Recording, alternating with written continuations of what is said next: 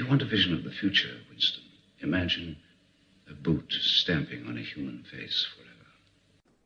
You want answers? I think I'm entitled. You want answers? I want the truth! You can't handle the truth. Someone is trying to teach me a lesson in futility. Why am I the only one who isn't killed? They will run you dizzy. They will pile falsehood on top of falsehood until you can't tell a lie from the truth, and you won't even want to. That's how the powerful keep their power. Don't you read the papers? I just want to say one word to you. Just one word. Yes, sir. Are you listening? Yes, sir, yeah. Plastics. I'm gonna get your money for you. But if you don't get the President of the United States on that phone, you know what's gonna happen to you? What? You're gonna have to answer to the Coca-Cola Company. The world is a college of corporations, inexorably determined by the immutable bylaws of business. The world is a business, Mr. Beale. It has been since man crawled out of the slime.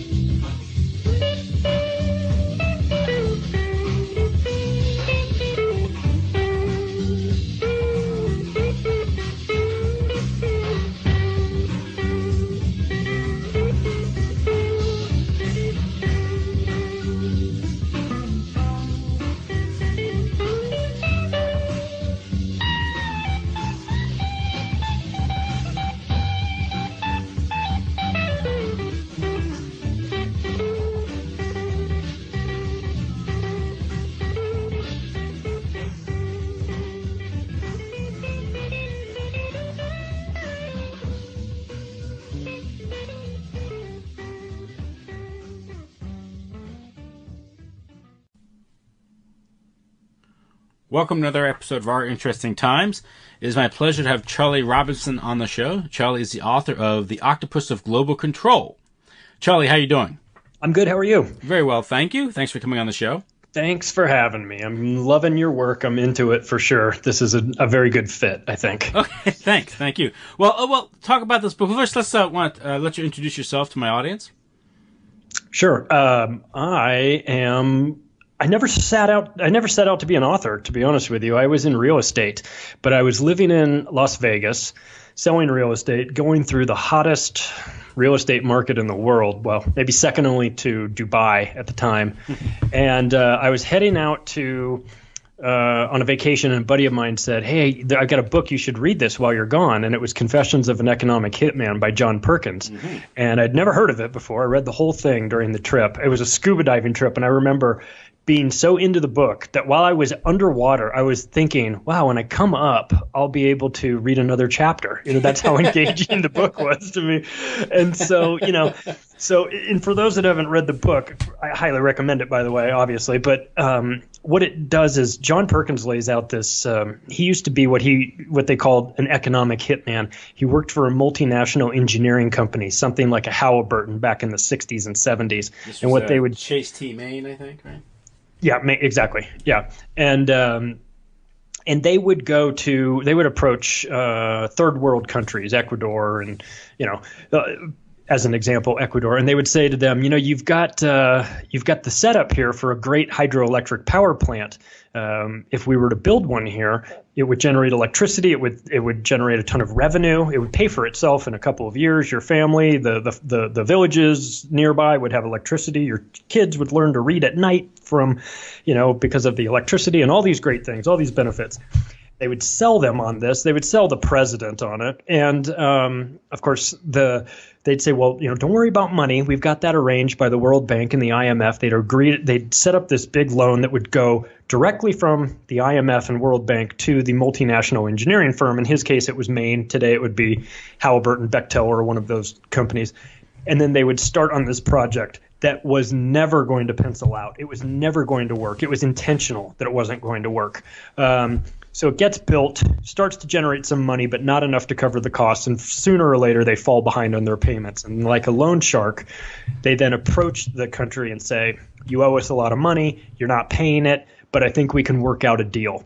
How about you allow us to privatize your lumber industry or put a military base there or vote our way in a UN resolution, something that definitely benefits the empire and not the country. And so he would do that. He would go to these countries and arrange these deals. And he saw what it was doing. It was enslaving them. It was just a gigantic debt trap to capture these countries and then put them under the control of the World Bank, which was essentially under the control of the bankers, which was under the control of the American empire in some way, shape, or form. It was tied into them. So I'm reading this. I'm reading this book on my trip, and I'm understanding how they extend debt to countries that can't afford it, and then get them into a bind, and then screw them and take back tangible assets like fishing industries, lumber industries, or something like that. And so as I'm reading this, then I'm in Las Vegas, and this is 2007, early 2007. I'm watching the market. We've expanded the credit to people that have no business buying houses, but the banks are like, yeah, you want a mortgage? We can get you a mortgage. No money down even. It's great. You make $8 an hour? No problem. Don't worry. Look, this is how it'll work. It'll be fine. And so I'm going, oh my God, they're doing this exact same scam on a central, like a smaller level, centralized level in Las Vegas. And then the bubble pops as it would, and the banks start to take back tangible assets. So they've loaned out all these imaginary dollars, these dollars that they've borrowed from the Federal Reserve, that have just been created and loaned into existence, as they say. And then the people are defaulting on them because there was no way they couldn't default on them. And then the banks were taking back houses. And I was like, this is just that exact same scam. So, and then I felt like I was complicit in it in some way because I was the person that was selling the houses, but I didn't know. I didn't understand it. I didn't understand the game. So I did, though, at that time, I did understand that 9/11 was not what we were told. So I wasn't that naive, but I didn't realize the banking component of it. And so that was when my eyes, that was when I woke up to the reality of what we're seeing. And from that point on, I have been, I had just been sort of an amateur, just an amateur with an interest in this sort of in all these sort of I don't know, I guess you'd call them conspiracies, but they're not to be confused with imaginary conspiracies. I mean, these were real conspiracies that were happening. And as I started to dig into one, it led me to another, and down the rabbit hole you go. So a couple years go by, and I had a conversation with my dear old mother, and I was telling her about some new conspiracy I'd just learned about, how interesting and fascinating it was. And she was, she's like, cool, this is interesting. You found all of this information. You've done all this research, about all these different things. What are you going to do about it? And I was like, I don't know. I didn't know I had to do anything about it. It never crossed my mind that I was a participant in this, that I had a role in it. So after that conversation, I sort of tried to think about what I would do. Like in your case, you have a great podcast. People are finding out about it through online. For me, I just decided I think I could write a book. I think I could compile this information. I've been writing it in my head essentially for years. I'll put it together, but I'm going to do it in a way that brings in the voices of all the people that have had a hand, not all the people, but many people that had a hand in these important events throughout world history. So the book has quotes from over 500 different people, Rockefellers and Rothschilds and Clintons and Bushes and all those maniacs that you would expect to be in there, but also George Carlin, Bill Hicks, Joe Rogan, comedians, people that have a different view of it, people that can point out the hypocrisy in the whole structure of this thing. And so because I thought it was interesting when I would hear, like when you hear that David Rockefeller in his autobiography talks about how he's been accused of being an internationalist, that he is setting out to form a one world government. And then he says, if that's the charges, I stand proud and I agree, that is what I'm out to do. And you're like, oh my God, I can't believe he actually said it. I had always thought this was a rumor, but here it is in his autobiography. Unless he got misquoted, like Charles Barkley, we ought to listen to what he's got to say. It's on page 405. He's talking about, if this is the charge, I stand guilty of it. I'm like, holy crap. So you're never going to hear that on the news. But if you're trying to talk to people about New World Order, a one world government, people tend to just kind of roll their eyes. But it's like, hey, would it make a difference if you heard that David Rockefeller in his autobiography said that he is putting together a one world government, a new world order? Would that change your mind? And a lot of people will say, well, yeah, I guess it would change my mind if I heard it from, well, here it is. And so that was part of my thinking, was that it was more than just, this is my opinion on what's going on. It was, this is what these people are saying, that you're not going to hear on the nightly news. You're not going to read it in Time magazine because they control these channels of information. But here it is. And as an example, the concept of the octopus is not mine. It's been around for a long time. Danny Casolaro got himself killed talking about the octopus. Yeah. But I'll read a quote, and this is what got me. This is probably one of the most important quotes in the book. The real menace of our republic is the invisible government, which like a giant octopus sprawls its slimy legs over our cities, states, and nation. To depart from mere generalizations, let me say that at the head of this octopus are the Rockefeller Standard Oil interests in a small group of powerful banking houses, generally referred to as the international bankers. The little coterie of powerful international bankers virtually run the United States government for their own selfish purposes. They practically control both parties, write political platforms, make catspaw of party leaders, use the leading men of private organizations, and resort to every device to place in nomination for high public office only such candidates as will be amenable to the dictates of corrupt big business. These international bankers and Rockefeller Standard Oil interests control the majority of the newspapers and magazines in this country.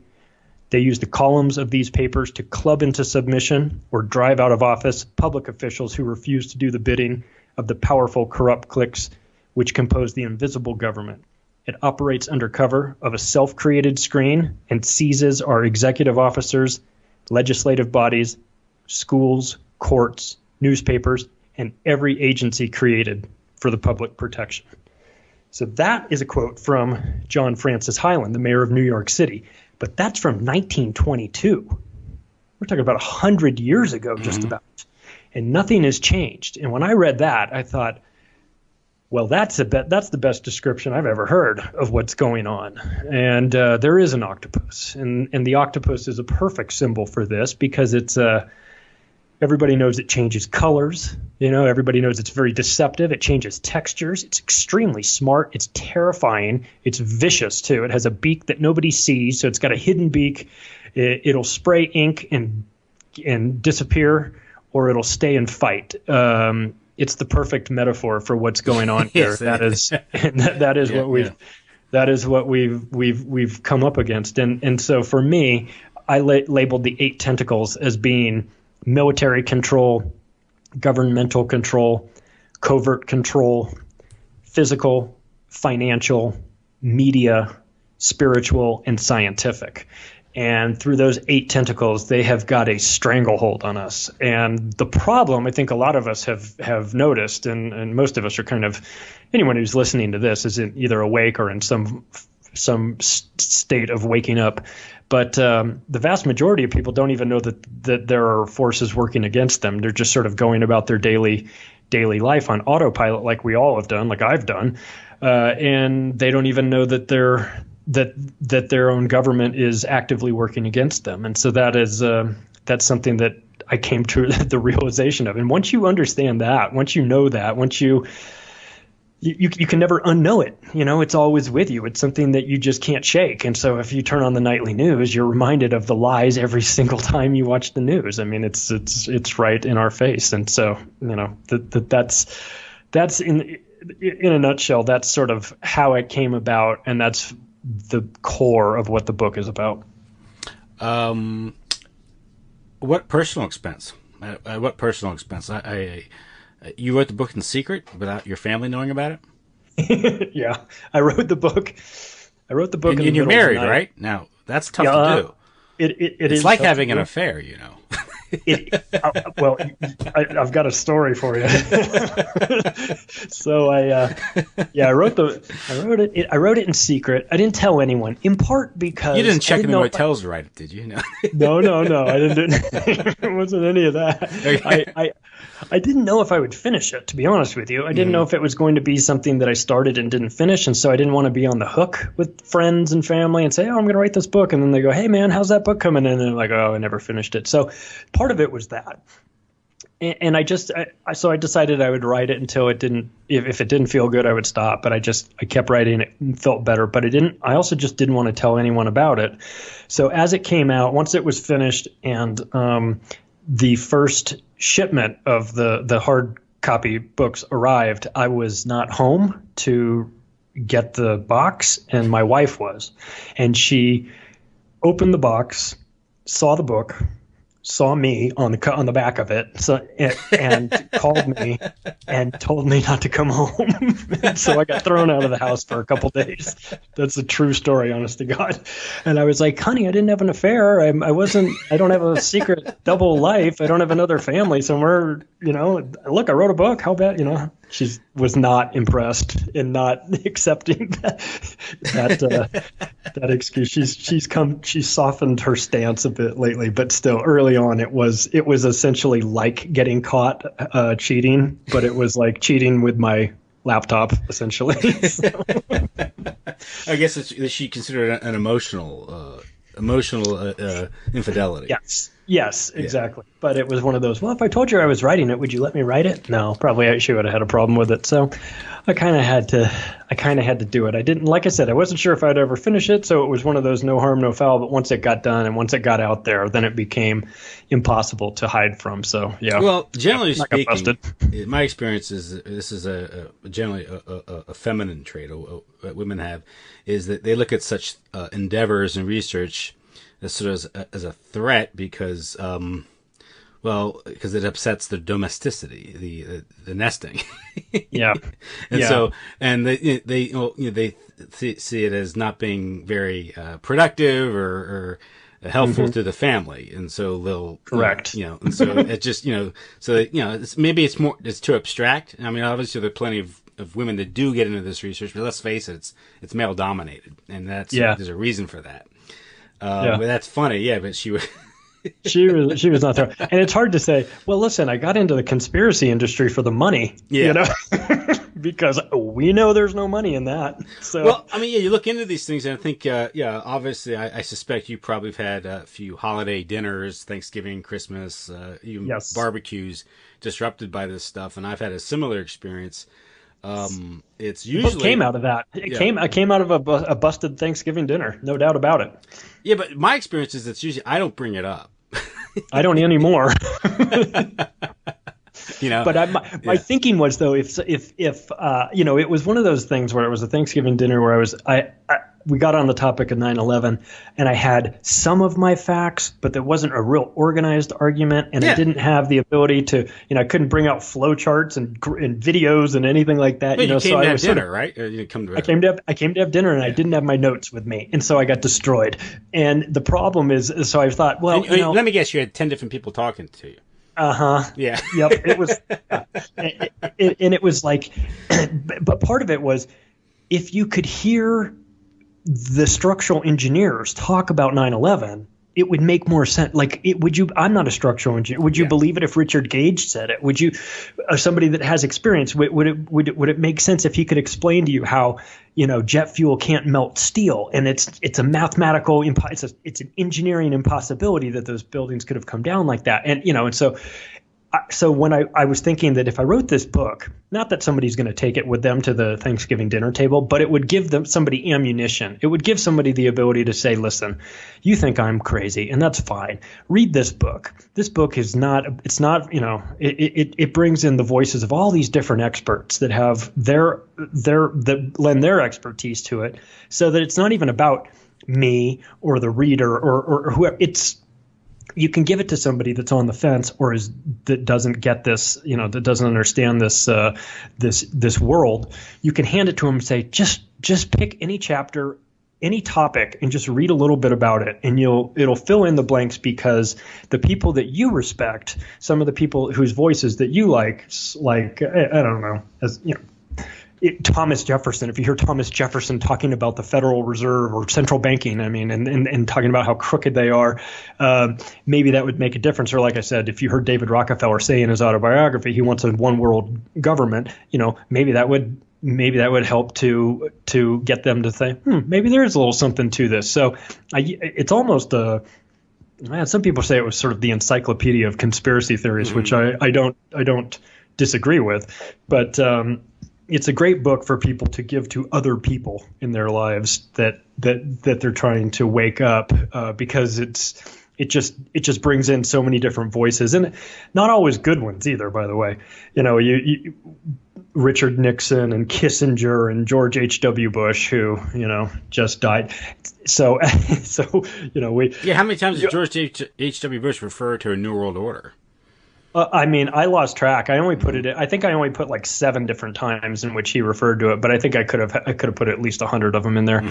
But it's ongoing. It's not just him. It's Richard Nixon. Each of us has the hope to build a new world order. Richard Nixon. You've got J. Edgar Hoover talking about. You've got Kissinger. The new world order cannot happen without U.S. participation, as we are the single most significant component. Yes, there will be a new world order, and it will force the United States to change its perceptions. So all these things are on record. So you keep having these people over and over again talking about it, and appropriately for where we are right now, you get the nightly news, and all you see over the last week is one gushing story about George H.W. Bush after another, and it just makes you sick. You just want to scream, like, do you even know who this guy is?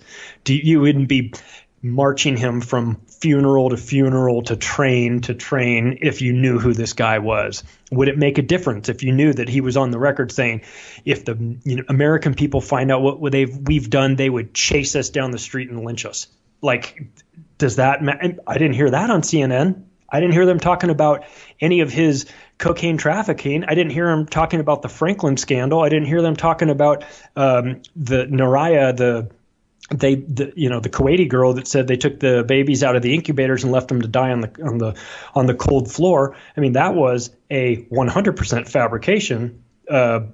She was the daughter of the U.S. ambassador to Kuwait, and the Kuwaiti ambassador to the U.S. I'm not sure which one it was, but who was coached by Hill and Knowlton. It's all come out as being, that was a lie. It's not. Hill and Knowlton is this PR firm, which is, right. I think, Robert Gray, who was also compromised. He was a homosexual.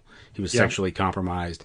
And it involves his national security director, who got caught up in the Franklin scandal and these things. He was also the ambassador to South Korea. Yep. There's a lot of that. And so like, these things, the news sort of passes over. They gloss over. They don't even mention it in half of this stuff. But it's like, George H.W. Bush lied us into a war that killed hundreds of thousands of Iraqis, and later his son finished the job by lying us into 2 more wars. And the news, if you're looking at the news, if you're looking at the mainstream news as your source of information, you're going to be at a severe disadvantage for understanding what's really going on. It's just one very warped version of the world. Yeah, and also no one mentions that his strange connections to the Kennedy assassination, which he's the only person in the world that doesn't, or in the country that was alive, that doesn't remember where they were when John Kennedy was assassinated. He also his son was supposed to have dinner with the Hinkleys the night before Reagan was shot. One of the Bush business partners shot the president. Yeah, right. And he was having a business a meeting on the morning of September 11th in Washington D.C. with the Bin Laden family on behalf of the Carlyle Group. So he's been quite a few coincidences surrounding that guy, and yet he's the wimp. He's the wimp. I don't want to eat my broccoli. I'm the president. I don't have to eat it. And all that nonsense. And like, people don't even stop to realize that. Well, it's not just the news. It's also like comedy, where how he's portrayed in comedy. Dana Carvey. Right. In these things. And so this builds this, and he loves that. I mean, I think Bush loved that, the fact he was portrayed as a wimp, or give him cover. Kind of a harmless nerd, transplant to Texas and these things and give him cover. Yeah. Yep. And if you want to know, I guess, who is it?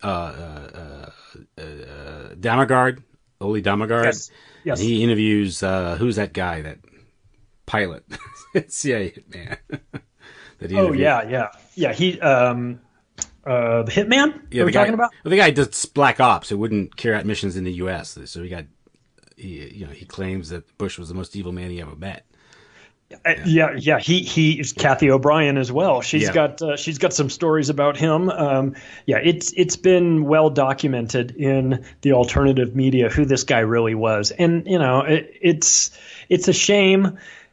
It's a shame to turn on the news and just see all these people lining up for his funeral and crying and all these things, and you just shake your head and you go, if you only knew, But I think a lot of people don't want to know. No, because it unveils something. The sort of the underworld that really controls things, and the political underworld that ties into the literal underworld. But it's the same thing, because to acknowledge that reality, you have to pretty much acknowledge the entire thing, and that's just too unpleasant. And so people just have no understanding. I've to this day I still hear people talking about conventional, electoral politics, or talking about, I'll be at a gathering, talking about whatever the news is at the time, and there's still no recognition of this deep, dark, this very disturbing underworld which really controls the political process and the world economy in our lives. They don't understand the psychological. Bohemian. They don't understand the psychological warfare that they themselves are being subjected to, and their children. Yeah, I describe it in the book as like growing up, believing in Santa Claus and then realizing that Santa Claus was the Night Stalker all along. You just don't want to know it, slipping into your house undetected and doing who knows what while you're asleep. A lot of people just say, you know what, I want Santa. I don't want the Night Stalker. I don't even want to think about that. And I can understand that too. I tell people, and when I start talking about a few of these things, and it gets, I can tell that I'm not talking about a different world. And I said, well, listen, if you've about 5 years, I can recommend about 50 books to you, and then get back to me. Right. Because at this point, you don't have the patience or the inclination to listen. So why I'm just wasting my breath? If I hit my head against a brick wall, I get a headache. What's the point? And I'm at that point now. I don't no longer suffer fools anymore. And I get direct questions about something, and I'll name a figure. The way I explain something is I sometimes point out a figure and say, research his career. The other day, over Thanksgiving Day weekend, we were talking. My brother's son, who's a teenager, made an offhand remark about how drugs should be legalized. And so that his uncle started picking on him. And I said, well, the drug war's a fraud. I'm not endorsing drug use, but the drug war is a fraud. The biggest, facilitator of drug importation in the United States is the CIA, and that's documented. Like, what are you talking about? I said, look up if you want to know what I'm talking about, just look up the career of Paul Helliwell. Just focus on him and study his career. He was a banker, lawyer, working with Meyer Lansky, who set up the Nugenhand Bank, the Castle Bank in the Bahamas. Paradise, the resort down there, Resorts International, was a successor to Mary Carter Paint Company that was set up with the CIA and Meyer Lansky to facilitate the importation of drugs in the United States and launder money. And the drugs are so integrated in the U.S. economy. We have a sitting president who owned Resorts International, who ties right back to Meyer Lansky. Just look it up. It's like, I don't need to look at it. Well, that's how you understand these. There's no way I can really shorten it for you in a way. Just focus on that, and then you might have an understanding that the whole thing's a fraud. They're making movies, American made, with Tom Cruise, where he's flying in cocaine for the CIA. They're not even hiding it anymore. It's like they don't call it the Cocaine Importation Agency for nothing. I mean, there's documented, there's CIA planes that have crashed with hundreds of kilos of cocaine. It's like they're sloppy at this point, because I don't think they even really. They've been doing it for so long. Like anything, you do it for so long, you just sort of are on autopilot, maybe literally on autopilot with those airplanes, and they just don't really. They've gotten a bit sloppy over the years. It's become common knowledge for people like us. But the first time you hear that, it's like, get out of here. Oh, I can empathize, because I remember, 15, 20 years ago, I came across it rather gradually. So it's kind of it wasn't like, oh, then there was 9/11 and these things. But when 9/11 occurred, I was already aware of Operation Northwoods and the problems with the Kennedy assassination, the official narrative. So I had a certain context that I could understand it. If you're aware of Gladio, Operation Gladio in Europe, and all of a sudden you hear about the potential false flag events here in the United States, staged events, you're like, well, yeah, it's feasible because they've done it before. Yeah, I was on 9/11 though. I was not aware of those things. I was still blissfully ignorant to those operations. And so as as 9/11 happens, and you go, well, I mean, I did see it on TV, and I suppose it could have happened. I don't know what it looks like when a building comes down. I don't know what it looks like when a plane that big crashes into a building. So they came down. Sure, I guess that's possible because I'm not a structural engineer and I don't know the ins and outs of it. But when you see Building 7 come down, then you go, I'm still not a structural engineer, but I'm not sure that I need to be one to understand that was a symmetrical implosion.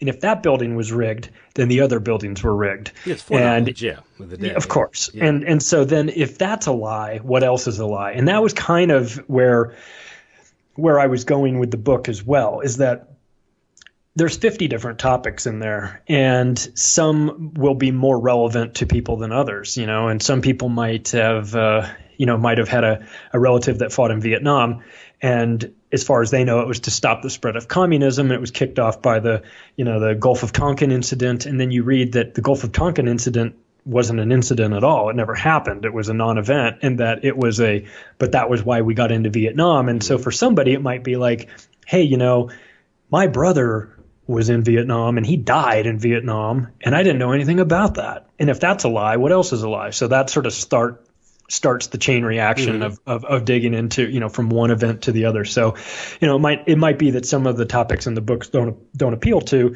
people. Not all of them do, but there will be a couple for sure that do. And then once you get into that and you get a real deep understanding of, okay, that event that we were told did not happen the way we were told it happened, or if it even happened at all.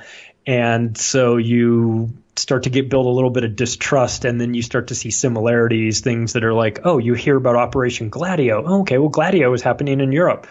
Doesn't Gladio sound a whole lot like what's happening here? Yeah, it does. But they wouldn't lie to us about that, would they? Well, the Smith-Mundt Modernization Act of 2012 legalized propaganda in the United States. Did you know that? And people go, what's the Smith-Mundt Act? And you go, well, that was put in years ago that made it illegal for there to be propaganda in the United States. And in 2012, Obama signed into law the Smith-Mundt Modernization Act, which made propaganda legal. And you say, well, was it expiring and they needed to do a new one? No, it wasn't expiring. They could have done nothing. It would have stayed in place. But they actively went out and changed that law to legalize propaganda. Although I think a lot of people would say propaganda has been going on before. I don't know why they felt the need to actually legalize it. Suggestion escalation are coming out. Yeah. Right. So, but then you go, well, after that happened, after that was kicked into effect, then you start to see a rash of false flag shootings going on in this country, and you go, well, that's interesting. Maybe those things are tied together. Yeah, they are tied together. There's so it becomes sort of this chain reaction in people's minds where one thing leads to another, and then you have to backtrack and you have to go, oh God, well, let me check out World War II. What was that all about? Was that real? Were what we told? Well, here we just a couple days ago passed the Pearl Harbor anniversary. Yeah. Was that real? Well, there's not necessarily. There was definitely foreknowledge of that happening. Oh, geez, really? Well, then that starts you thinking, starts you looking into World War II. And before long, you're writing a book in the middle of the night without your wife knowing about it. Yeah, it's one of these. And what it is it's so disorienting to many people that they lose their critical faculty shut down. And they, I think you've pointed out in another interview, is one of the incident was the San Bernardino shooting, where you have this odd story of a husband and wife team with a small child, but they're crazy Muslims. So most Americans go, it must be because they're crazy Muslims, right? Right. But then they have this weird thing where so they both end up dying. If I correct, they're both dead. Mm-hmm. So dead men tell no tales. But they have this weird when the media is able to go into their apartment and go through a crime scene and start touching things. Yeah. That's not normal. No, it wasn't normal. There was like a video in the house of all these other media members all in the house at the same time, going through, looking for things. And they're like, hey, I found this manifesto here. What's funny about that is that the minute I was at home and my mother happened to be over for some reason, and I just turned the TV on and the shooting, and it's like breaking news, San Bernardino shooting. Now we're from Southern California originally, so like San Bernardino is a place we're very familiar with. So as soon as it comes on, I turn the volume down. I say to my mom, I don't know anything about this. You don't know anything about this. It just happened. I'm going to tell you 5 things that are going to happen in this thing. And if I am right, either I'm psychic, which I'm not, or I understand the narrative. And, it was like, they're going to be dead for sure. They'll leave a manifesto for sure. They'll tear apart the crime scene, but totally compromise it, which of course they did. They'll blame it on Muslims, and there will be a report of white or non-Muslim actual shooters. And that's exactly what all of those things happened. And so, it's funny that the sheriff said that their apartment was a veritable bomb manufacturing facility. And my thinking was, well, then why'd you let the media in there unless you were hoping that they would all blow themselves up, which I'm sure was totally possible. That the sheriff was thinking, well, the worst things could have happened than the media all If I recall, the media, they had like Christmas gifts out or something, and it was nuts. Yeah. It was like if you made a list of things to not do with a crime scene, they did all of them. Well, that's the funny thing is if it is indeed a crime scene, then all those media figures were breaking the law, which leads them to believe legally it probably wasn't a crime scene because. No, see? And they're not there's reports. You've got people that like a lady that was in that building who is called 911 and saying there are 3 men, 3 white men, well-built white men in military fatigues that are shooting up this place. Nobody heard. Well, I didn't hear about that on the nightly news. Why? Because it didn't fit with the narrative of crazy Muslims in this country liable to do anything. And the Muslims aren't a problem in this country. They're not as they're no more of a problem in this country than anybody else that's disgruntled. But I'll tell you what, you demonize these people long enough and they're going to be a problem, and you can't really blame them at this point. It's like when George Bush said on like a couple days after 9/11, they hate us for our freedoms. They don't hate us for our freedoms. They hate us because we're in their country bombing them and killing their children. In fact, they didn't. I felt like, in the book I said, don't flatter yourself. They don't care about our freedoms. They've got their own problems. You think somebody in Iraq or Afghanistan gives a damn about the freedoms of the United States? They're just struggling to survive and keep their family. Much like I don't worry about the freedoms of Afghanistan. Maybe I should, but I don't, because I'm here just trying to take care of my own business. But this pretext for us going in there was that they hate us for our freedoms, so they're working on bomb manufacturing facilities so that they can do everything that they can to destroy America. It's like, no, that's not happening. But I'll tell you what, after 15 years of bombing them, now they probably do hate us for a number of reasons. But it's not because of our freedoms. It's because we're over there bombing and killing their kids. And of course, then there's active programs to have them migrate to the West. Right. Yeah. That's yeah. It's carried out by NGOs and such. It's right. And that takes us down this whole new path, which is that these events like Libya gets demolished, and then there's a migrant crisis moving into Europe, and everyone's like, oh, we got to do something about these migrants. I've got an idea. Stop blowing up their countries, then they won't migrate. If that's really that big of a problem, then let's just stop at the root of it, which is I would be migrating from Libya too. I would be, if I had nothing left there, if it was blown to smithereens, I'd be looking for a place to go. And then you find out that, well, maybe this isn't as organic as we're led to believe, that there are NGOs that are working to facilitate this, and that there's an intentional pushing of migrants into Europe to to disrupt the status quo in these countries and create a culture or a community filled with insecurity that leads to police crackdowns. And all these things are essential for removing freedoms and for causing chaos. And it's the whole New World Order motto, order out of chaos. Mm-hmm. Well, they're pretty good at creating chaos, and the order that they want isn't to go back to the rule of law. It's the order that they want is to get everybody under one government so that they can control them. And if people don't believe that, look at the grouping together of countries into the EU and the proposal for the Amero of the North American continent that grouping up of Canada, United States, and Mexico that Aaron Russo talked about in his documentary Freedom to Fascism. It's all these things that he put out there years and years ago sounded crazy at the time. And now you're saying, that's what he was talking about. He was talking about microchipping people back in 2002. Guess what we're seeing in the news? Microchipping. Maybe Aaron Russo was on to something, So all of these, it becomes a bit overwhelming, I think, for most people. And I get it when someone that is just coming into this sort of world and this understanding just kind of throws their hands up and goes, what am I going to do about this? Like, I get it. We got problems, but like, what do you want me to do about it?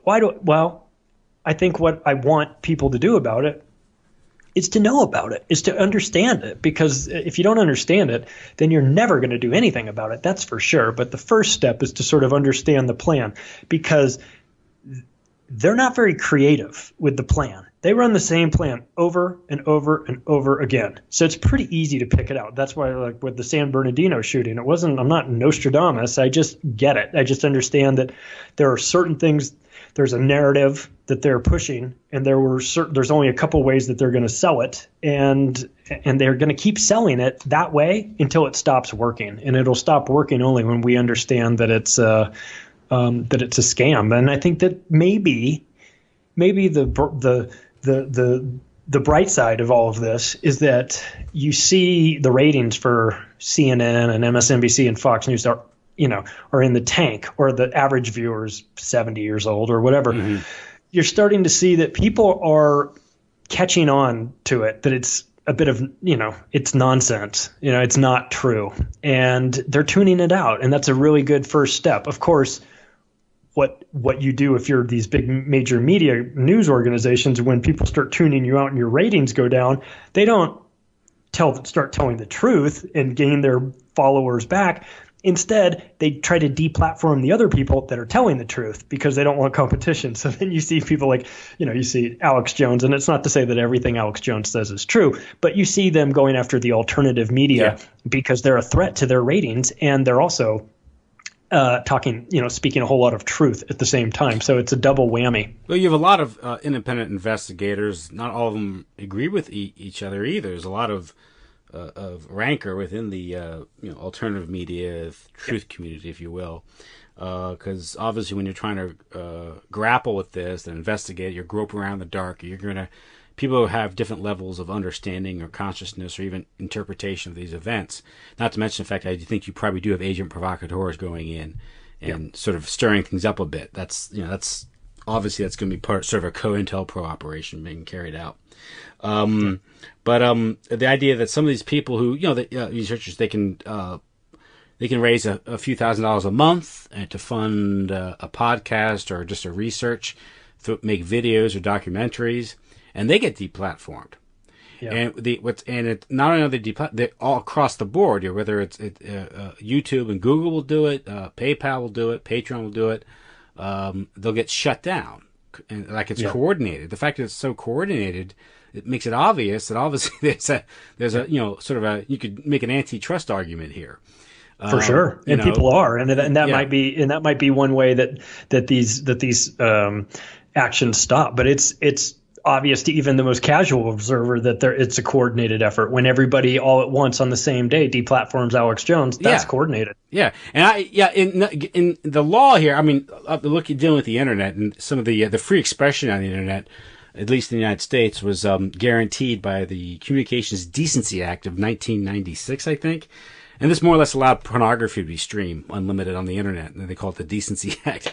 But the justification for that is that people provide platforms.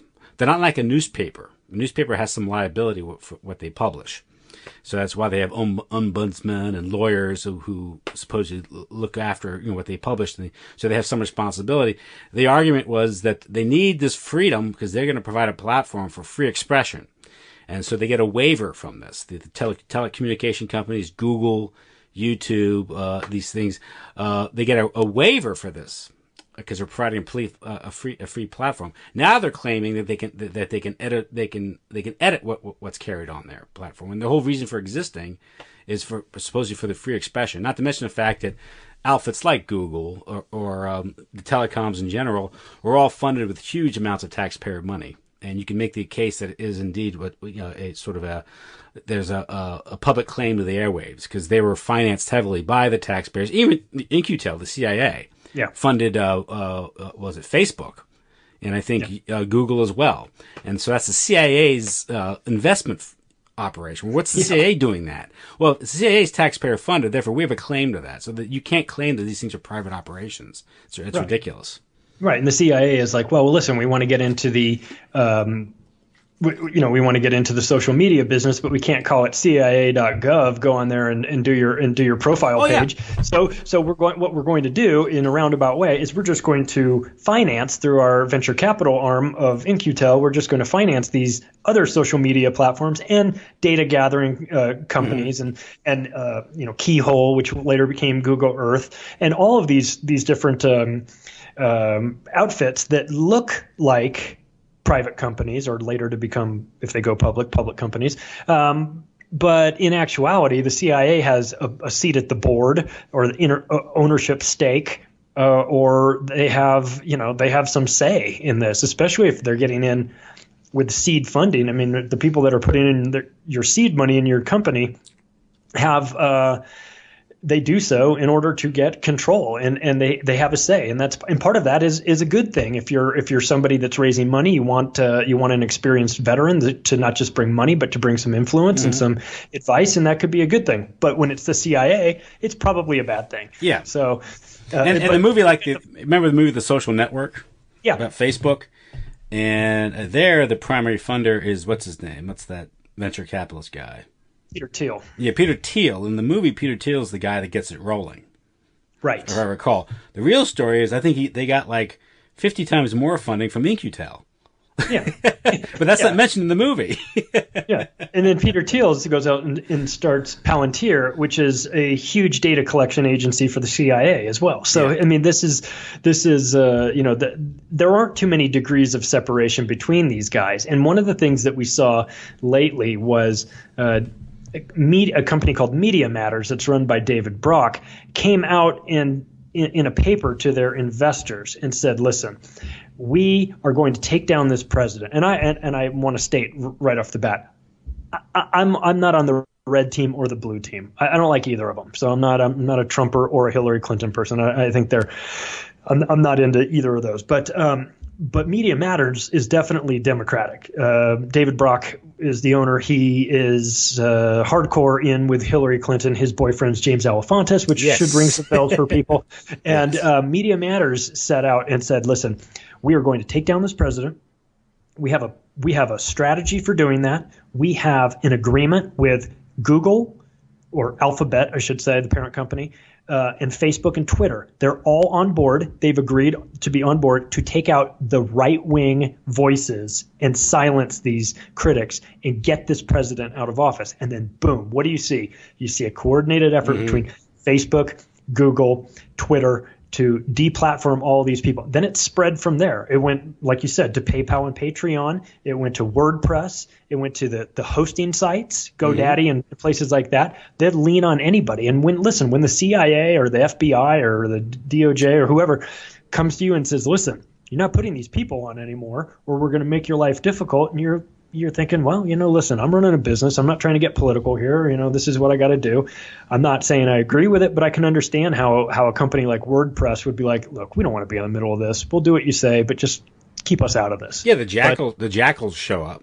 Exactly. And the jackals show up. And that is, and getting back to where we started with John Perkins' book, one of the things he talks about is that he would say that the economic hitmen come in and they make the proposal to Ecuador, and they say, we've got this great hydroelectric power plant, and we'll make you very rich, and you take our deal. But for those that said no to it, then he would go back to them and say, listen, I really think you should reconsider. You really need to take this deal. Wink, wink. It's very important you take this deal. Wink, wink. Or something bad might happen. For those that said, General Trujillo, Jaime Roldos, those guys that said, no, we're not doing that, they both died in plane crashes within 3 months of one another. Okay. And that's what he was talking about. He said, if I failed to get them on board with the program, we sent in the jackals. And that's what he meant. Those guys were sent in, and they blow them up in airplanes, or they kill their families, or whatever the situation may be. Horse head in your bed or something. Horse head in your bed, for sure. And, that has a very everybody's tough until that happens, until you get the knock at your door, and it's like, these guys in dark suits. Well, also it's not you. They'll say, you have a cute little daughter there. Right. He says, right, something like that. Or it'd be a shame if something happened to your job. Or you drive a truck for a commercial license to drive a truck for a living. It'd be a shame if you got a DUI tomorrow. Something like that.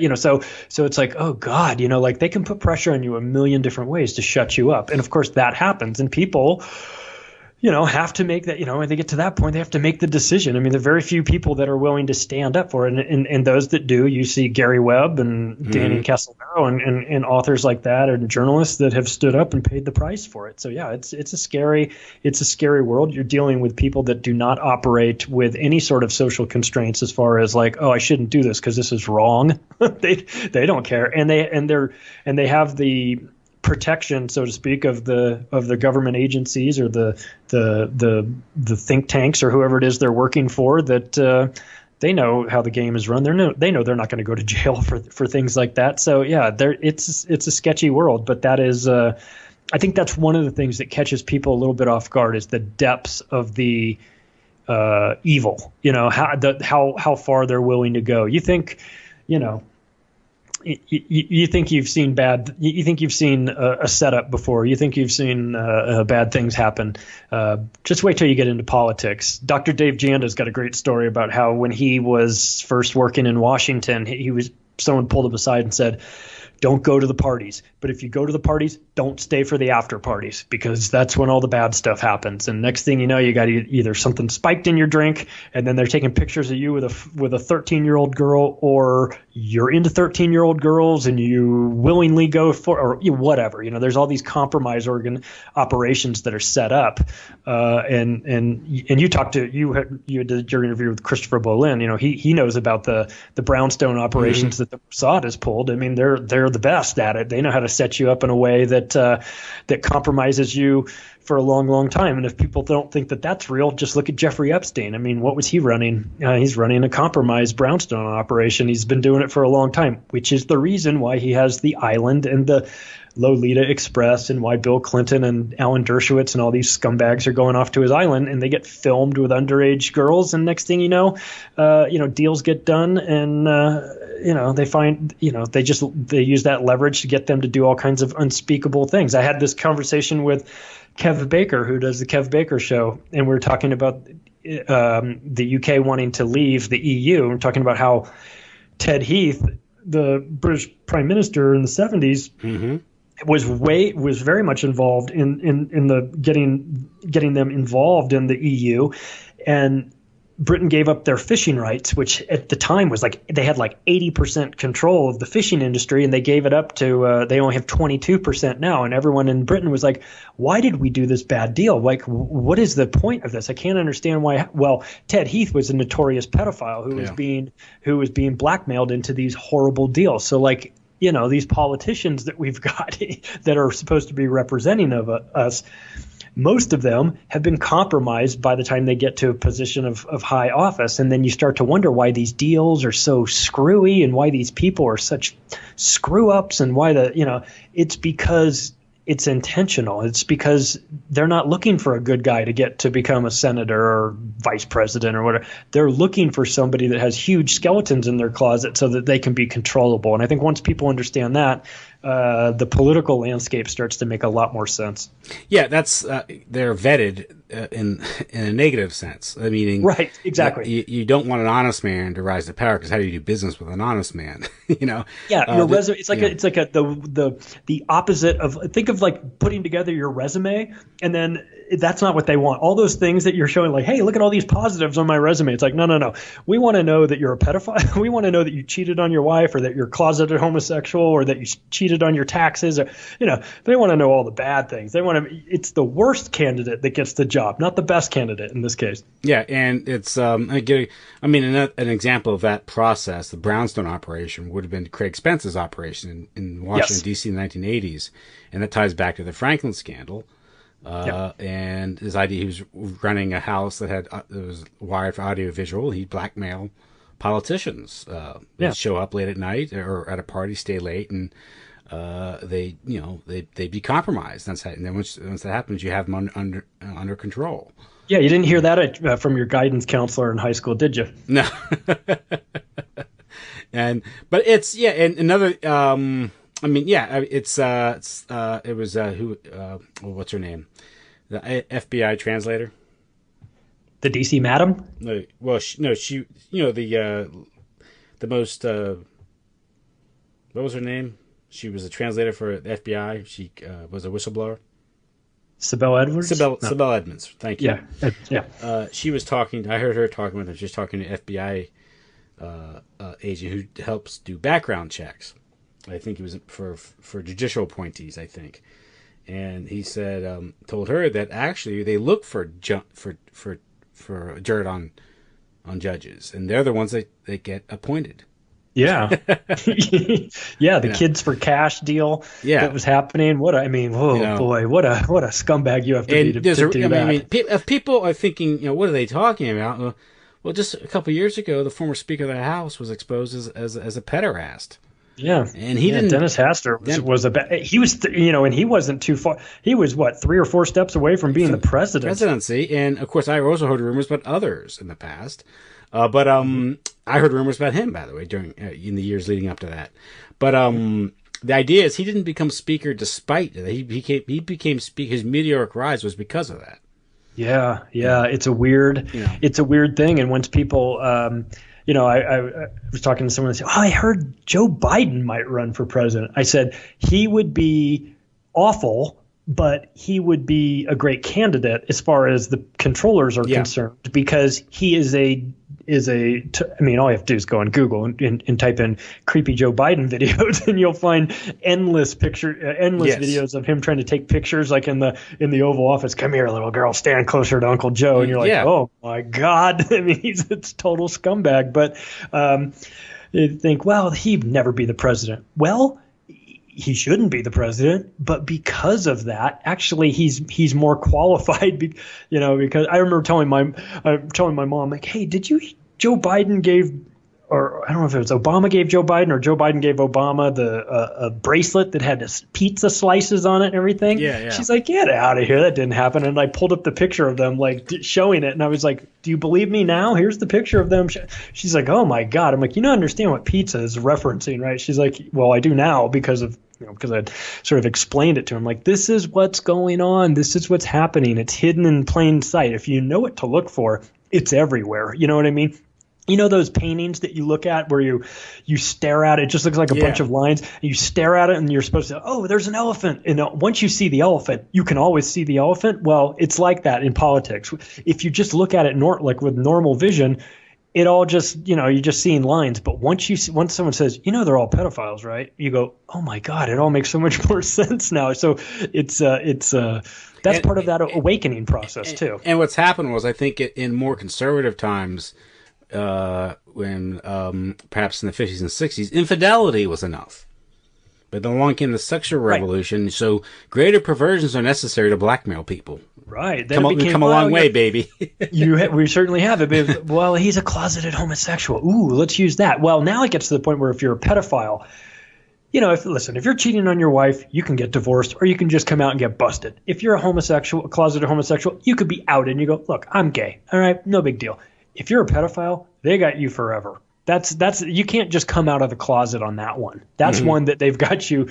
That's the royal flush of compromised behavior. So and they're working on destroying that taboo. So yeah, and that's a weird thing too. And you go, well, much like the Smith Modernization Act, you look at it and you go, isn't it working just fine the way it is? Why are you guys trying to fix this problem that's not a problem? Well, then you start to realize, well, they're trying to normalize the pedophilia angle because there's a bunch of pedophiles that really don't want it to be taboo anymore because they know that, if it gets out that they are one, that they're in a lot of trouble. But that is was it Tom Daschle that came out and said that they were trying to normalize a dozen different perversions? I think it was him talking about how that he had been a part of some plan that they were trying to normalize that. And you go, God, that seems like a lot of work to why would that be? Is that a priority? Do we need that? Well, look at all the transgender stuff. That's just the past couple years where it's become public accommodations and policies are precious space on newspapers and columns written about the stuff which was just 10 years ago was considered something that was so marginal not to really bother the time of the public, but now it becomes everywhere in the news. It's North Carolina is attacked by the New World Order for reversing it, for having the audacity to think that men and women should have separate bathrooms. Right. Or bathrooms should be, and what bathroom you should use should be based on your birth sex, as if there's any other sex. But that's a whole. Right. See, this is about. Right. And I have legitimate sympathy for anybody that is born is born transgendered and has this sort of confusion. It must be incredibly difficult to go through your entire life, especially adolescence, and have that, and it's got to be really tough. But if you watch the news, they would have you think that it was like contagious or something, or that it was like an epidemic. But I think that I don't think the numbers match the media. Well, the problem is they do it at the expense of other issues like the explosion in the rate of autism. Right. You go, hey, let's talk about, this is an interesting topic, but why don't you guys on the news, we've only got a half an hour each night, right, on the nightly news. Like, are we prioritizing things? Because this seems to not be a real issue. This seems like maybe we should talk about, I don't know, the bullshit wars that we're still involved in 17 years later. Are we going to talk about, hey, everybody, why are we still in Afghanistan? Let's talk about transgendered instead. So it's like a distraction sort of. And or how deflated Tom Brady's ball is. Right. Yeah, it is the in the book I mentioned, talk about the 8 tentacles. Yeah. I think people think that the military is the most dangerous. Well, it is in a sense that it kills people, obviously. But I think the media is the most dangerous because they normalize behavior that shouldn't be normalized. They normalized war in the United States as if it's like no big deal. And it was intentional. It was through the use of, ambiguous words or changing the war on terror, which is, it doesn't make any sense if you think about it, because a war is terror. So how can you have a war on terror? Because war itself is terror. But and it's so Orwellian that it makes your head hurt. But we've watched the media either through outright lies or the omission of important stories like we're just talking about. They really have controlled the minds of the American people. We're all guilty of having that happen to us. Even all of us that are, supposedly awake on some level, it's happened to us. We've fallen under that victim. It's a very powerful enemy. It's a very powerful medium for control, and they have used it to their advantage. And the consolidation into these smaller and smaller groups of conglomerates, these media conglomerates. You would think, in theory, you could boil it all down to one media group, which would just be telling the truth. But of course, we know that's not how it works.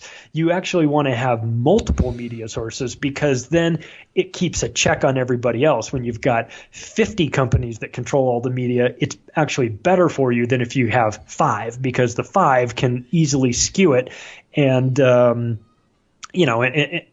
and tell lies. Whereas if you've got 50, you might have 47 of them lying, and then 3 of them are going, hey, these other guys are just lying to you. This is all nonsense. Yeah. So when you remove that and make it boil it down to a smaller group, instead of getting closer to the truth, you get closer to the lies. Well, you don't have to necessarily be conspiratorial. You can just make the connections of interlocking directorates and financial interest, because the same corporations that own the major media companies that rely on for information are corporations that make money hand over fist with these wars, not to mention they're tied into big pharma. Yeah, yeah, and I think of General Electric as being one of those companies. It's got such a disarming name, Oh, well, they make light bulbs. Well, they do. They also make bombs, and they also control the media. They also own NBC. So it's like they can use their media outlets to create a war. And if you think the media can't create a war, they can. They did, and they've been doing it for a long, long time. I think they've created every war. I think they have. Yeah. I can't think of any war. This the Spanish-American War. All of them. First World War, America's involvement in that, at least. The second, Korea, Vietnam. Yeah. I mean, I always make joke about Vietnam. Vietnam, you alluded to it earlier about the Gulf of Tonkin being the justification for the escalation that became the Vietnam War, is an event that never happened. But then a few years later, in 1967, there actually was an attack on an American ship, USS Liberty, that did occur, but the media didn't report on it. So the media reporting on events that didn't happen that lead to a war, and ignoring an event that did happen, and an event that would have justified a declaration of war. And you wonder why they hate the alternative media, because they're constantly pointing out these inconsistencies and the hypocrisy of the media landscape. It's just it's I mean, those things I hope people are waking up to. I think that maybe they're not as distrustful as the media as I am, but I think a lot of people are sort of waking up to the fact that, the media is kind of full of it. Unfortunately, there are still a whole lot of people in a certain age, the older age demographic that grew up trusting their nightly news and getting these are the boomers. Yeah, and they're still stuck in it. But I mean, the numbers are out showing that the younger demographic is getting their news online, and online news is less controllable than the major media corporations, although they're trying to control the online, as we talked about. I mean, they're trying to get a handle on it, but that is, I would imagine, their greatest fear, because you've got a whole new generation that just might not believe in their nightly news the way the boomers did with Tom Brokaw and Dan Rather, and before that, from Kennedy on, you sort of found your news anchor that you liked. You turn on that nightly news every night. You sort of, I'm a Peter Jennings guy. Oh, really? Well, I'm a Tom Brokaw guy. So that is Dan Rather wears a sweater. Yeah, right. Yeah. So he must be telling the truth. I remember that.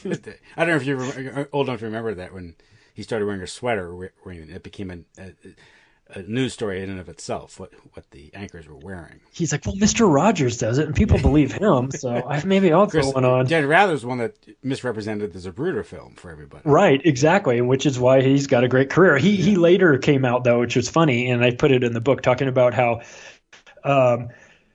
if you're a journalist and you speak out against the war, they tend to put flaming tires around your neck. Yeah. and he said, I would like to say that I was above all that, but unfortunately I wasn't. So he sort of confessed there that he understood that he was very much a part of continuing this is how it that. Works. I interviewed Doug Valentine a while back. Doug Valentine, you familiar with him? No. Who's he? He just writes. He wrote a book. He pretty much wrote the definitive book on the Phoenix program. He also wrote a book called CA as Organized Crime. I recommend to you. Oh, okay. He's just this guy. Right up my alley. Yeah, he's a great researcher, writer, and he wrote a book about the Phoenix program, and it was published, but it was suppressed by the CIA indirectly. He found it out years later. Just how it works is he he got access to the director. What's his name in the 70s? Colby, yeah, the one they found dead in the canoe. Totally normal. Yeah, yeah. Colby, Colby himself was tied to the Franklin scandal. I mean, what a surprise! Yeah, I mean, he was tied in a way. He was brought in by he was consulting with the Nebraska legislature who was investigating it, and he's the one that told what's his name, the Nebraska legislature who was looking into it. The guy who wrote the Franklin scandal, the Franklin cover-up book. Oh, I think it's called the Franklin Scandal. The name fails me now. He's dead now. He was a state senator. But they knew each other in Vietnam. But anyway, he's the one that told him that, there are things that are so you can never do anything about that, that are so bad you can't. He told him that. Maybe that's a digression. He was Colby.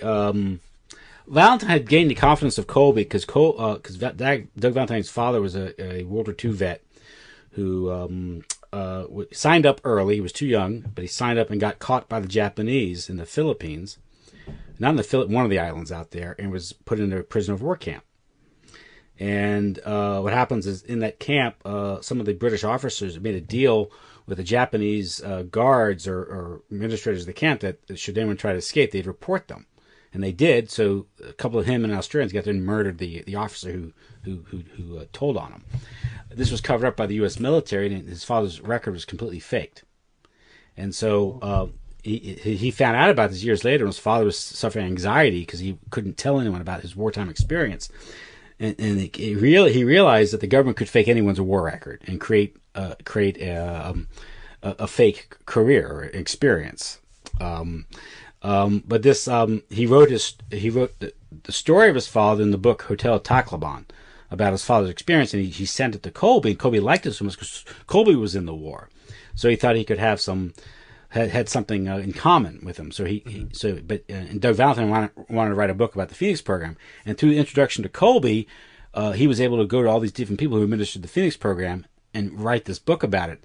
It came out that the book was going to be critical of it, so they offered him a job, like $80,000 a year, on some Senate committee, by the way, Senate Oversight Committee, which is kind of funny. Tells you how oversight works, the intelligence agencies, okay? Did they buy up his entire first edition? Oh, no, what they did was they said, okay, he rejected. He said, no, I don't want to work for you. I want to be a writer, these things.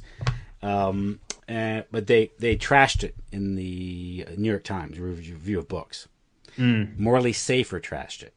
Oh. Okay, CBS. So they got Morley Safer to write this, to condemn this, this obscure book in the pages of the New York Times. And it turned, years later, he got a call. He found that Morley Safer Morley Safer admitted years later in some speech that in Vietnam he was taken it under the wing of Bill Colby to show him all what was going on in Vietnam, and make him Morley Safer kind of made his bones in Vietnam. This is kind of like CNN making their bones in the Gulf War. Right. And he found out that years later that Colby got in touch with Morley Safer to have him write that review. Whoa. So he called in his favor. So this is, that's just a one illustration, right? Yeah. So I guess they could have killed him. They didn't feel it was necessary because it's easier just to suppress the information. Right. Than do that. So that's just one example how information is controlled. Another example, we talk about the media, and this is mass communication. Mass communication was developed for the purposes of psychological warfare and misinformation and manipulation. It didn't develop to educate the people, entertain the people, and it was developed to manipulate the masses from the get-go. And this goes back to the Radio Research Project in Princeton. Like the Halloween Eve broadcast of War of the Worlds was done as a psychological warfare operation. We know this now, right? We know that it wasn't whoops. It was done on purpose, and this is leading up to the war. They're getting us ready for the Second World War. But there's a book called The Science of Coercion by Christopher Simpson. He's an academic, I think American University, and he's very standard. He's not a radical. He's writing about mass communication from the get-go. For this radio, television, the only people that studied the influence of mass communication was first the War Department, the Pentagon, and then the CIA. And so it was always developed with that in mind. So when we look at something like,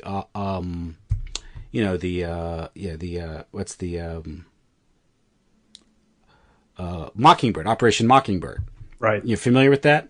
Yes, I am. And so what does that tell you? I mean, Operation Mockingbird means they've controlled, and it broke in the 70s, the hearings in the 70s, but hundreds of journalists, and really you don't have to buy every journalist, you just have to control the editors of the newspapers.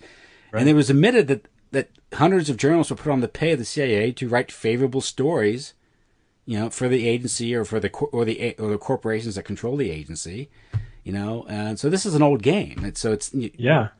Well, it explains why the CIA gave my book 1 star on Amazon. Yeah. So, when you realize that all the networks, and this is obvious, all the networks, ABC, I think it was Sarnoff, came out of the Office of War Information. Paley, I think, was with OSS. He was CBS News. Edward Murrow was an actor before he was a journalist, and he came out of that milieu too. Yeah, they're all actors and they're all agents, and they're there to they have stage names often, right? Even they aren't their real names. So and it is a production; it's a show. It's there to beguile and entertain us. It's not there to provide any information. So. The idea that the media is there to, we pay them more indirectly to sort of get the information, collate it, put it in a package in a Beaufort so we can read it and we can be informed citizens and we can all go vote. Does it work that way? No. And I think that once people wake up to that reality, then it starts. The mass media starts to make a whole lot more sense. Yeah. I am constantly screaming at my television, just like, how dare you say that? How stupid do you think we are? Well, it's been 50 years of control. So for people to say, well, the CIA might have a hand. The CIA has been involved in the mainstream media since the 50s and 60s, and it's not even up for debate. It's declassified through Operation Mockingbird, and that's the best case scenario. We've got a whole new batch of stuff that we probably don't even know about in terms of flicker rates of your computer screen, and you've got Steve Jobs saying, "Oh, I would never let my kids use an iPad," and you're like, "Jesus, really? Why? Yeah. What do you know that we don't know? You're the guys that invented it, And so for people that are coming to the realization that maybe the mainstream media, maybe your nightly news is not telling you the entire full story. Well, guess what? They never have been, and it's been set up that way. It's been the most effective disinformation platform that they could have ever hoped for, except maybe now I think social media is gaining a foothold. Maybe eventually we'll surpass the nightly news as the biggest form of disinformation. And, you're bringing back the conversation about Chris Boleyn, talking about how Hollywood has been very integral in coming up with stories that are predictive programming of things like 9/11, happening. You go as it's happening, and as you're seeing it, it's hard to sort of envision what that means in the future. But then once it's happened and you look back on it, it's all very clear. It's very clear that Hollywood has had a hand in this. And then you understand that the Department of Defense has its own branch that is, that the Hollywood studios need to get approval from in order to use their tanks and aircraft carriers and things like that for movies. Well, the DoD has final script approval. If you do that, if you agree to their terms, it gives them script approval as well. And that's in a book that I've been working on that's just about to come out. And I talked about part of that.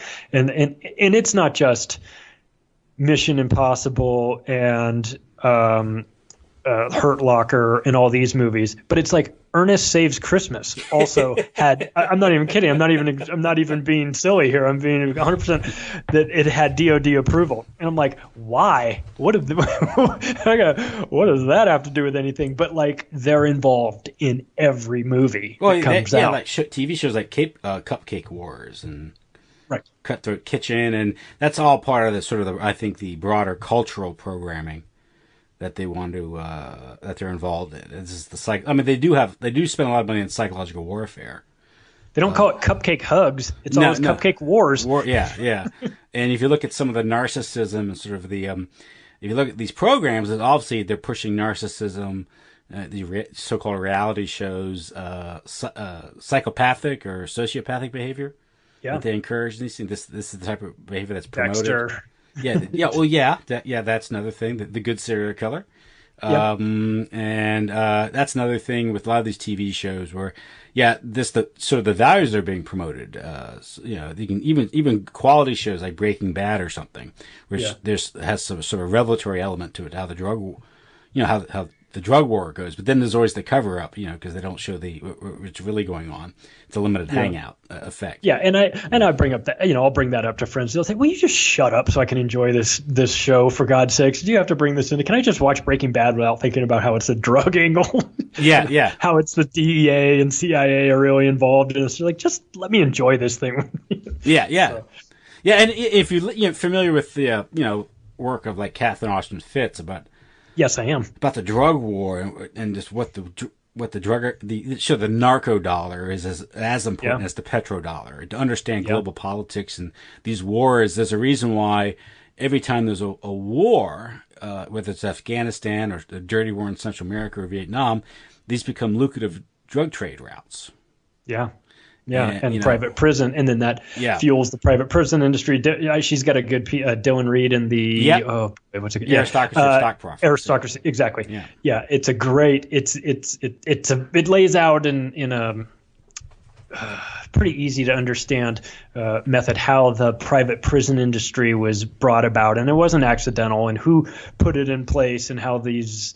How high powerful law firms got together with private businesses to create private prison industry, and then they fund campaigns for politicians. Reinventing government.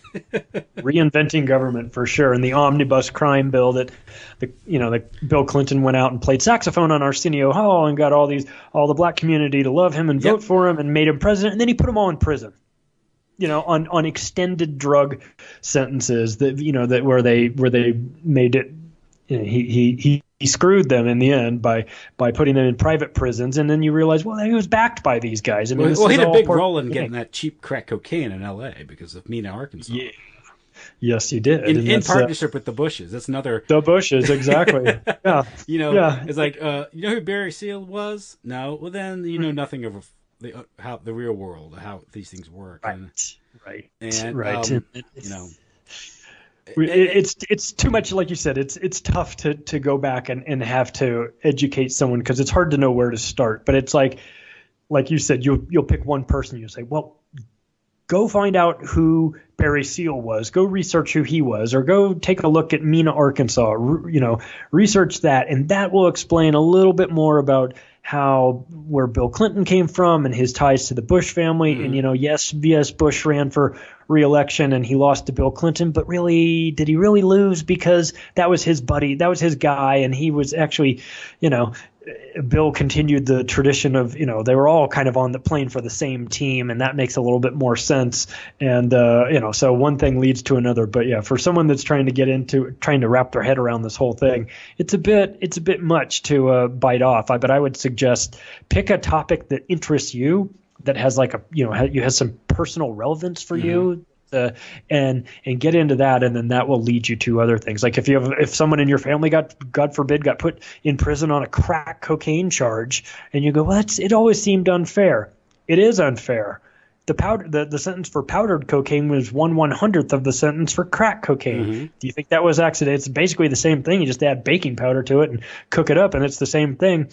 But why is the sentence different? Well, it's different because crack cocaine was seen as a black drug. Powdered cocaine was seen as a white drug, and there was a desire to put the black community in jail, in prison for long stretches and break up the family and do all these things. And you go, oh my God, that just sounds like too much work. It is a lot of work, but that's what's really happening. I mean, this is the things that seem random and accidental are not random and accidental. They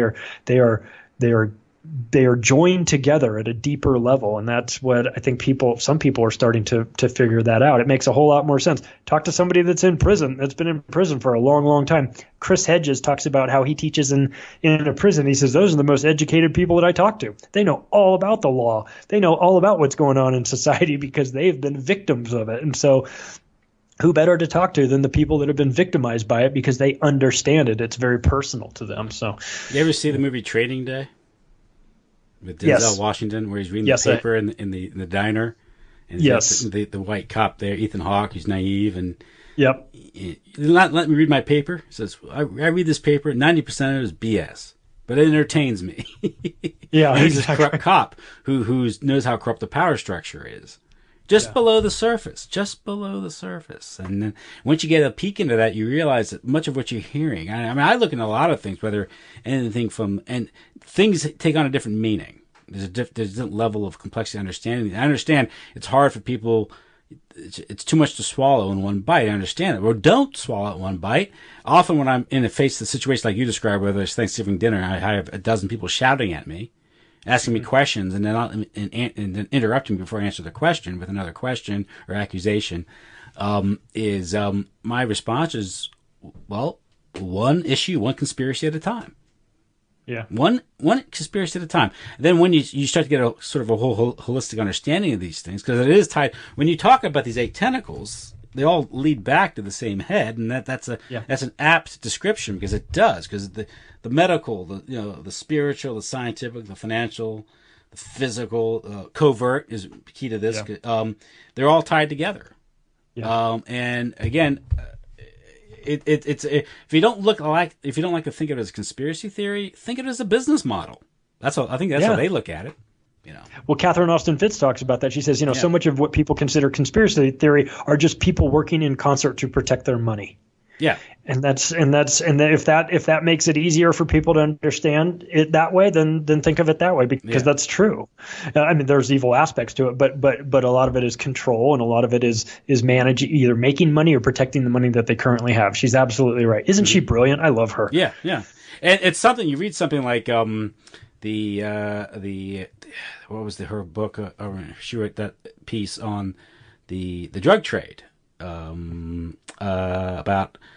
I guess it begins with a story about Dick Grasso, the head of the president of the New York Stock Exchange, meeting with the FARC guerrillas, and trying to get them to invest their cocaine money in Wall Street as opposed to spending it locally, and they don't.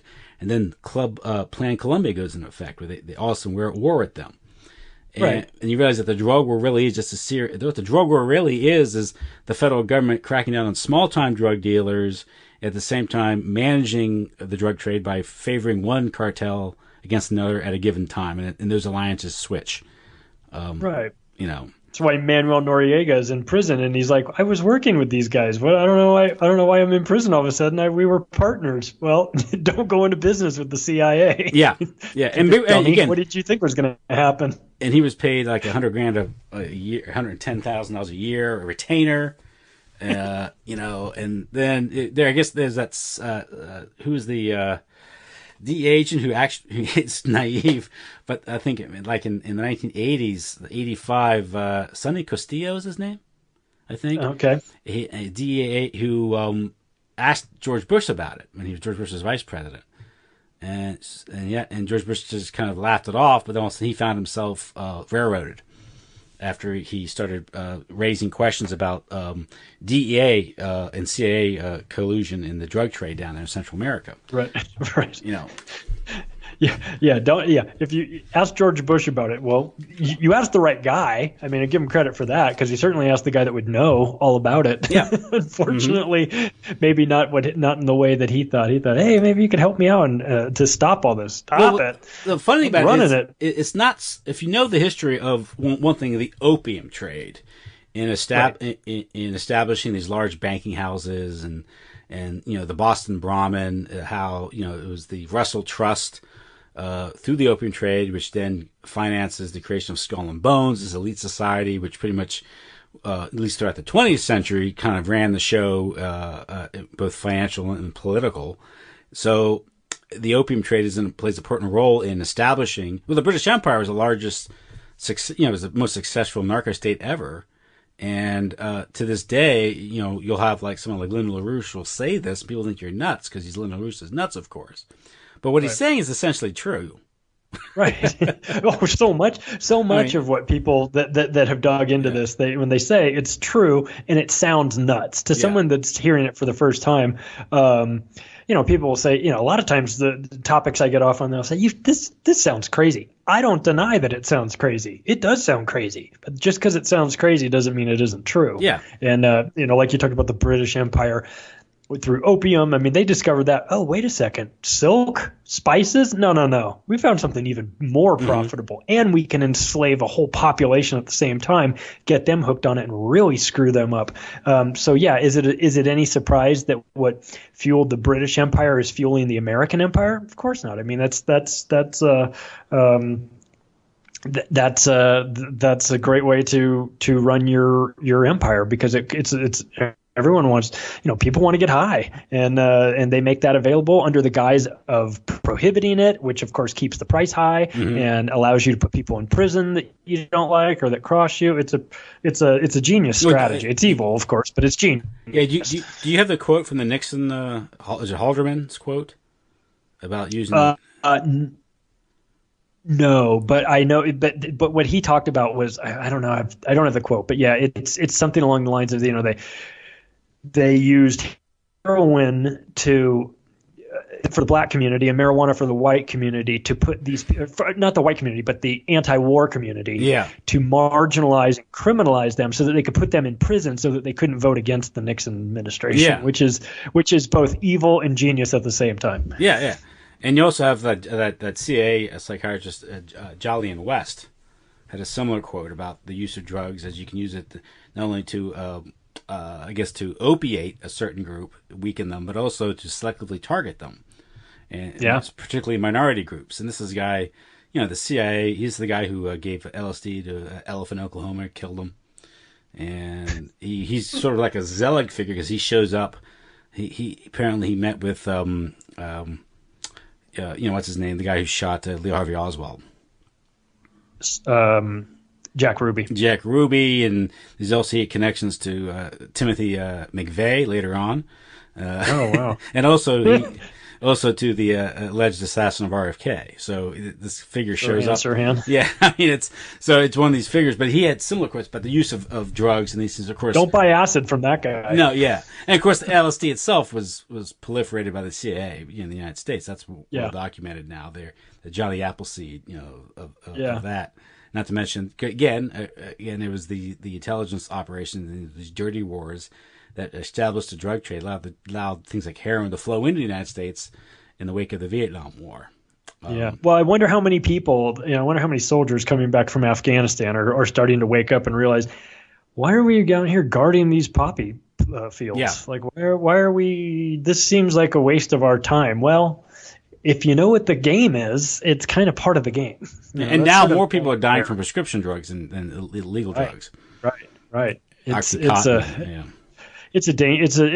a bad situation. But I think that part of this is that if people can kind of start to understand what's going on, some aspects of it, and then use that to fuel their curiosity to learn about some other new aspects, and then share that with friends, provided that they're sharing the right information. Try and get it as accurate as you can get. The awareness is probably the best step for us in order to turn the ship around. But boy, it has been. I think it's important for people to understand that it's been screwed up for a long, long time, and it's by design.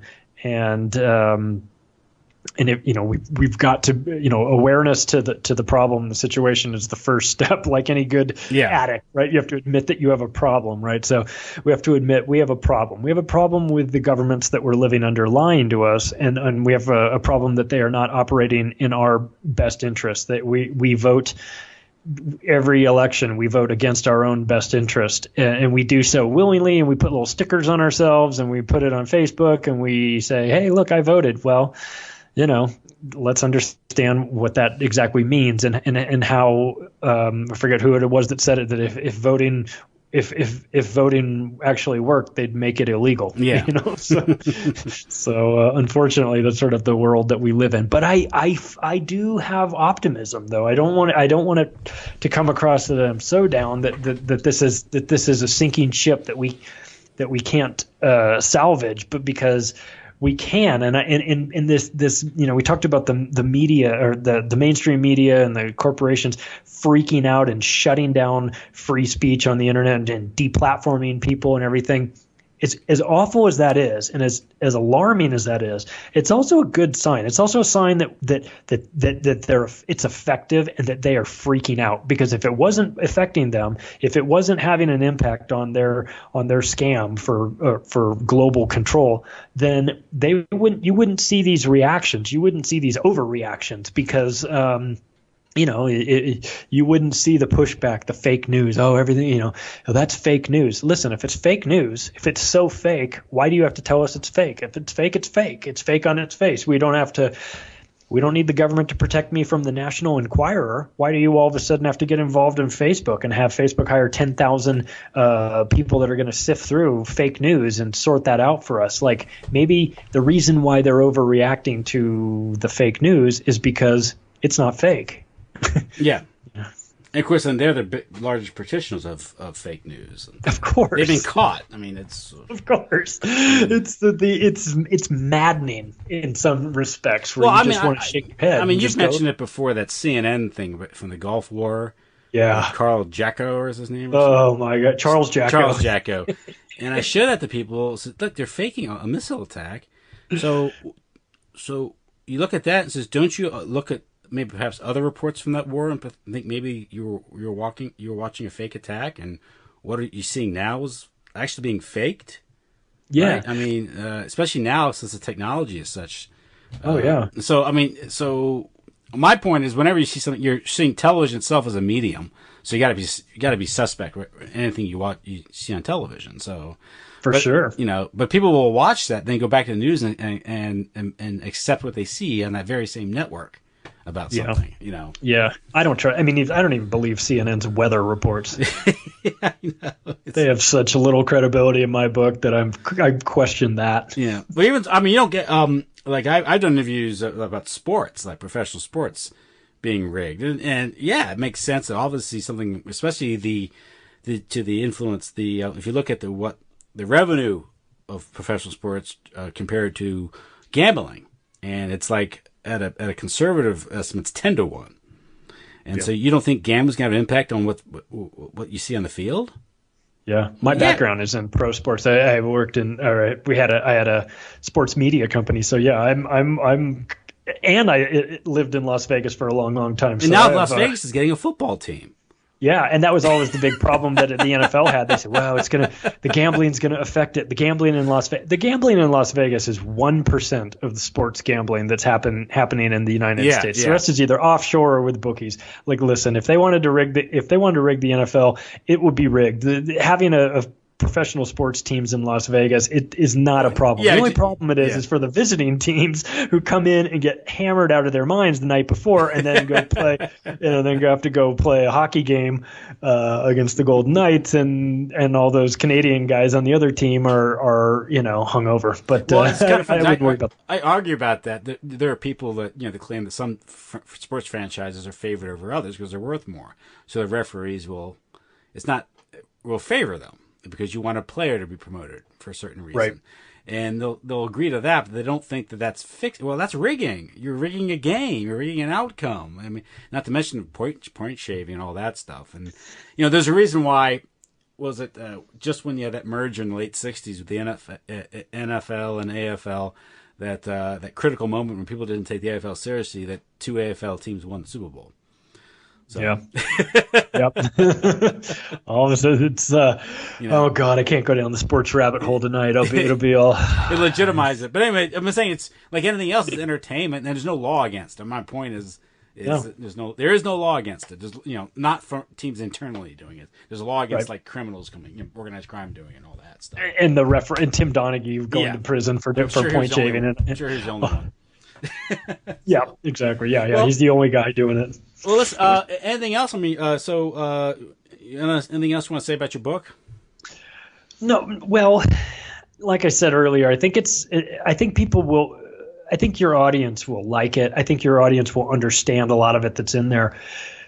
But I think that it might even be better for those that aren't listening to this show. For people that are listening, that to buy it for somebody in their lives that maybe you've gone as far as you can go with your brother-in-law, and then you're done discussing 9/11, or you're done discussing some one of these events. Buy the book, send it to them. Let me be the bad guy. They'll take a peek at it. They'll read some of it. It's funny too. I got to be honest. I as dark as some of these topics are, I had to infuse some humor. Yeah, so I get humor in there, yes. I get a bit funny in there, and that's to keep people from jumping off the roof. You know what I mean? There are some. We're talking about some events that are pretty powerful and evil, and some people that are very evil. So it's nice to hear George Carlin's take on things, who, by the way, if you go back and watch his comedy acts, it is like he should have been a history teacher, because what he's talking about is so relevant. And so I put as much of that in there as I could. And yes, there's tons of quotes from Hitler and Mao and Hillary Clinton and the people that are in politics, and those evil people. But there's just as many quotes from hilarious figures as well. And when you hear Bill Hicks talk about some of his thoughts on politics, it just makes you kind of laugh out loud. So I wouldn't say it's good reading for the entire family, but it is definitely interesting for people that want to get a new version of history. I felt like after all these years, I had to unlearn everything I learned in history class, because so much of it just really was not even close to being the truth, and understanding that agenda. And I also get into the book, and I get into the education system and how that was corrupted and how that was intentional. And God, we've got the schools that are set up and are churning out American students that are unqualified for everything. And I argue that it is not accidental, that it has been by design, and that's reprehensible in my opinion. The dumbing down of America. It's undeniable, and it's a shame, and it needs to stop, and it can stop. And like I said before, it's first part of it is awareness, to understand, like, hey, listen, we're not letting this Common Core program in my school, because there's no explanation for it other than it is an intentional dumbing down of students. And what the purpose of that is debatable, but the setup for it is Bill Gates is in charge of it. That's all you need to know. I mean, Bill Gates is behind some of the worst things in the world. So he openly talks about using vaccines to sterilize people. He talks about reproductive health to reduce the population. Wait a second, is this? Yeah, I think reproductive health should be increased. Well, I put in the book that Henry Kissinger says that 50% of the world's population should be reduced. And I say, that's great, Henry. Let's start by cutting you in half. Yeah, that's always it's always someone else who has to be sacrificed for the greater good. It's never... Ted Turner talks about, we got to get rid of 90% of the population. Yeah. You have 5 kids. Mm-hmm. Which one of your kids is going to live, Ted? Because we got to get rid of the other 4.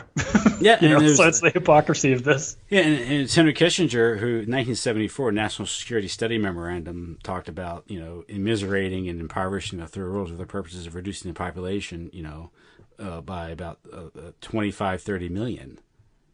A lot of this is brought about by increased debt. You talk about this debt model, the economic hitman that we're talking about.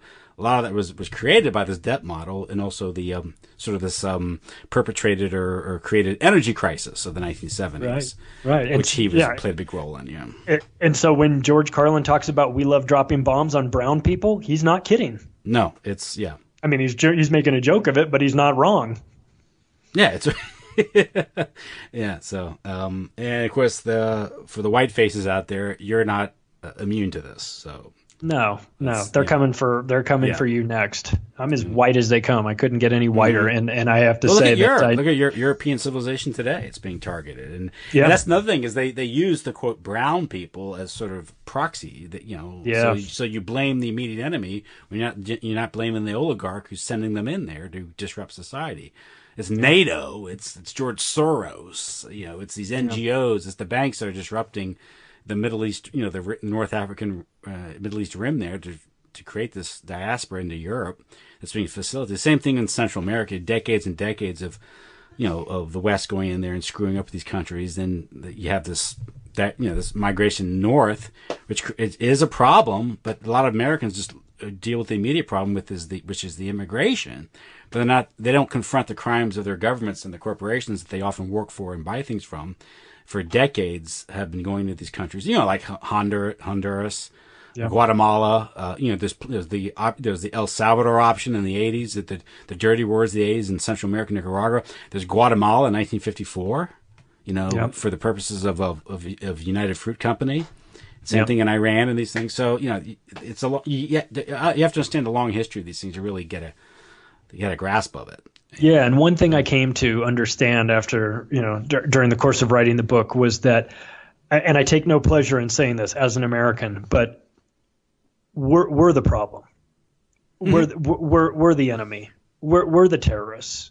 And I hate to say it, but that is what I've come to understand. I don't mean you and me, of course, but I mean our governments and our corporations, which are now multinational corporations, but we have been the problem. It's projection. It's projecting onto these other countries the crimes that which we are guilty of, and it is a classic sociopathic trait to do that. And unfortunately, we've been doing it for a long, long time. Russia. Russia's not the problem. It's us. Mm-hmm. We're the problem, and I hate saying that, and I know some people that'll rub some people the wrong way, but that is, unfortunately, well, people outside of the United States will say, yeah, we know.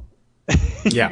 You tell us something we don't know. I mean, they see it. They understand what's been happening, and it's a shame, and it's embarrassing, and I'm offended that in the name of my country we've started wars all over the planet and have done some pretty unspeakable things to countries in the name of spreading democracy or humanitarian crisis, or all these buzzwords that mean the exact opposite. And it's just a shame. It really is just a shame. And I think that the people that are behind it should be exposed. They should be called out by name, and they should be made to pay for their crimes. Some of whoever, the ones that are still alive and still perpetrating this, and hopefully we'll see that. But I'm not holding my breath. No, probably not not in our lifetime. No. Yeah, unfortunately. Well, okay. Well, I've had you a fair amount of time. I want to thank you for coming on the show again. Oh, I could talk to you all night long. This is great. Thank you so much for having me on. This is really, it's fun. We're doing what we can. Yeah, you have a lot of experience. Particularly one of these things, maybe focus on one of these things like financial. Sure. Which is maybe have you back in the near future. Focus on one. Maybe focus on one particular issue that you raised in there. That's one thing I found in your book was I found it useful is you could go through a particular chapter and you just get a sort of a rundown on an issue, highlights, these quotes and these things, bullet points. 'Cause I used it for a couple of shows that I did after reading the book. Well, that's the one compliment I've been getting from people is thank you for bullet points. Bullet points are awesome. They make it a lot easier. So I like them. They're easy to read. They're easy to just kind of check through 1, 2, 3. So it's a big book for sure, but I like to think it's it's easy to read, and it's worth the price of admission just for the quotes. It's available at Amazon as a Kindle and a paperback, and it's also available on BarnesandNoble.com as a paperback and as an ebook. Excellent. That's The Octopus of Global Control by Charlie Robinson. Yep. Okay. Well, thank you. I'll wish you a Merry Christmas and Happy New Year. Same to you. Thanks, Tim. Thanks. Good night then.